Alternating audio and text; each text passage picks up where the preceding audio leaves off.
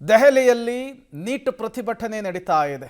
ಅಕ್ಷರಶಃ ಕೇಂದ್ರ ಸರ್ಕಾರದ ವಿರುದ್ಧ ಆಕ್ರೋಶವನ್ನ ಪ್ರತಿಭಟನಾ ನಿರತರು ಹೊರಹಾಕ್ತಾ ಇದ್ದಾರೆ.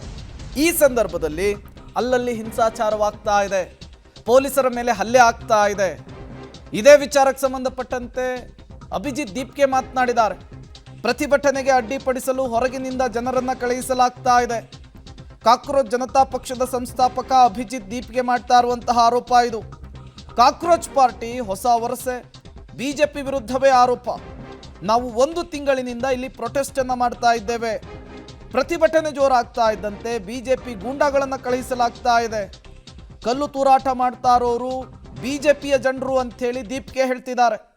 ಕಾಕ್ರೋಚ್ ಜನತಾ ಪಾರ್ಟಿಯ ಸಂಸ್ಥಾಪಕ ಅಭಿಜಿತ್ ದೀಪ್ಗೆ ಬಿಜೆಪಿಯ ವಿರುದ್ಧವೇ ಗಂಭೀರ ಆರೋಪವನ್ನು ಮಾಡಿದ್ದಾರೆ.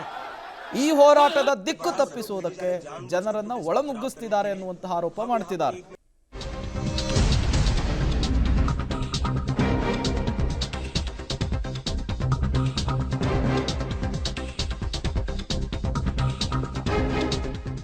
ಕಾಕ್ರೋಚ್ ಜನತಾ ಪಾರ್ಟಿ ಈಗ ಹೊಸ ವರಸೆಯನ್ನು ಶುರು ಹಚ್ಕೊಂಡಿದೆ. ಬಿಜೆಪಿ ವಿರುದ್ಧವೇ ಆರೋಪವನ್ನು ಮಾಡ್ತಾ ಇದೆ. ನಮ್ಮ ಹೋರಾಟ ನಿಲ್ಲಲ್ಲ ಅಂಥೇಳಿ ಸಿಜೆಪಿ ಪಕ್ಷದ ಅಧ್ಯಕ್ಷ ಅಭಿಜಿತ್ ದೀಪ್ಗೆ ಹೇಳಿದ್ದಾರೆ.